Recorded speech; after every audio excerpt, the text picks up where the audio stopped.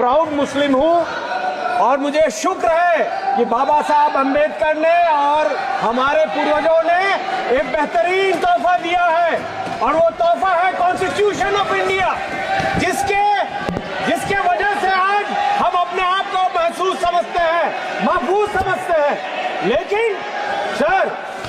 लेकिन जो ये मौजूदा सरकार पिछले 10 सालों से चल रही है, हमारे साथियों के साथ जो अन्याय हो रहा है वो बर्दाश्त के काबिल नहीं है। आज हमसे डिस्क्रिमिनेट किया जा रहा है, हमारे लोगों को पब्लिकली अब्यूज किया जा रहा है, हमारे साथ लिंचिंग की जा रही है, मारा जा रहा है, हमारे बुजुर्गों को दाढ़ी से नोचा जा रहा है, हमारे लोगों को नमाज पढ़ते हुए लात मारी जा रही है, हमारी जमीनों को छीनी जा रही है, हमारी दरगाहों पे कब्जा की जा रही है, हमारे बच्चों से एक ऐसा शब्द बुलवाना चाहते हैं जो नहीं बोलते और नहीं बोलने के कारण उस पर अत्याचार होता है। ये आज का हिंदुस्तान है इनके सामने, इनके चलाते हुए, जिसका हम विरोध करते हैं। और सर वही नहीं, पिछले कुछ दिनों में 686 हेट स्पीचेस हुए। आपको जान के ताजुब होगा सर। किसको लात मारा आप बताइए, तथ्य दीजिए, किसको कहा लात मारा, तथ्य दीजिए। हम देंगे सर।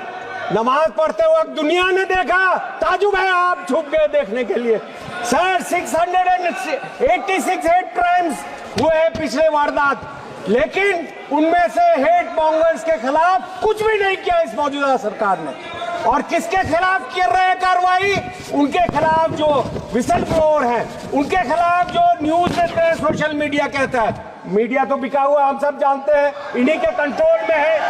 लेकिन और वही नहीं, हमारे ट्राइबल्स के खिलाफ उनकी जमीनें, उनकी फॉरेस्ट छीनी जा रही हैं। 10,000 से ज्यादा केसेस दिए गए उनके। सर हमारे 2011 के सेंसस 2011 के सेंसस के हिसाब से 12.2% मुसलमानों की आबादी है। और आपको जान के ताजुब होगा कि 54 मिनिस्ट्रीज में 11,131 ऑफिसर्स में मुसलमान सिर्फ 171 है, जिसका परसेंट 1.6 है। यहाँ हमको जो हमारे हिसाब से मिलना चाहिए वो नहीं मिलता। लेकिन अगर जेलों में आप तादाद देखेंगे तो मुसलमानों की तादाद 31 है, उसमें ज्यादातर इंटर ट्रायल है जिनको जबरदस्ती भरा गया है। हमारे स्टूडेंट्स को, हमारे एक्टिविस्ट को इनको निकालना होगा। पिछले 10 सालों में हमने देखा, पहले राइट्स हुआ करते थे, ये अब राइट्स मैन्युफैक्चर करते हैं, लोग बुला के भेजते हैं। और अब संभल में हमने देखा, जब लोग नहीं मिल रहे तो प्रशासन ने गोली चलवाई।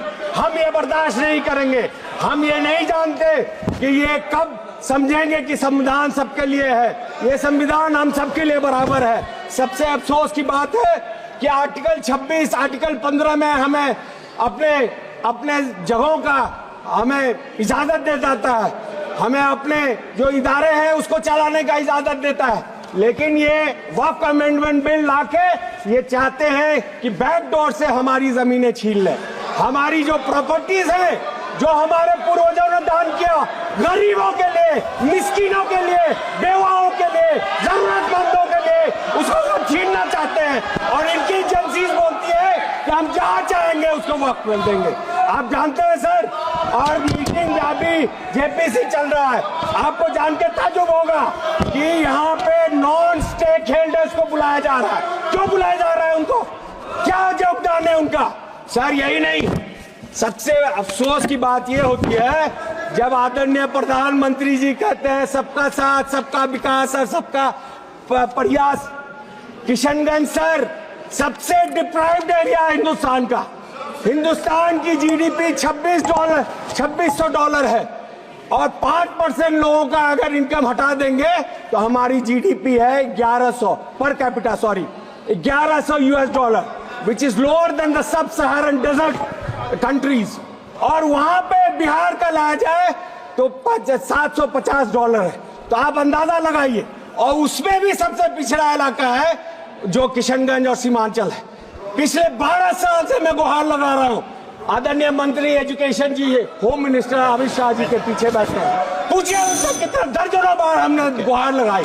जो यूपीए आप सरकार समाप्त ने, कीजिए। मनमोहन सिंह जी ने, सोनिया गांधी जी ने तोहफा दिया, आप उसमें अभी तक क्यों फंड नहीं दे रहे? धन्यवाद जी। क्यों कहते हैं कि हमारा श्री अभिजीत 50 गंगोपाध्याय रहेगा? जी। आप चाहते हैं कि सिर्फ हम मजदूरी माननीय करें? सदस्य अभिजीत क्या आप गंगोपाध्याय नहीं जी। चाहते हैं कि हमें तालीम मिले? आप समाप्त कीजिए, क्या आप नहीं चाहते हैं कि हिंदुस्तान के ग्रोथ में हमारा अभिजीत गंगोपाध्याय जी।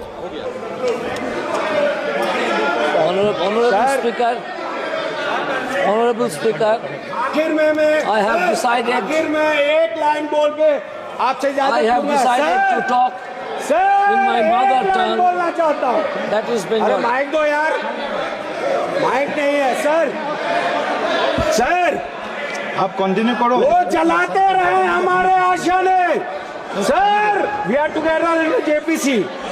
वो जलाते रहे हमारे आशियाने, हम बनाते रहेंगे मोहब्बत के तराने। जय हिंद। धन्यवाद। I have decided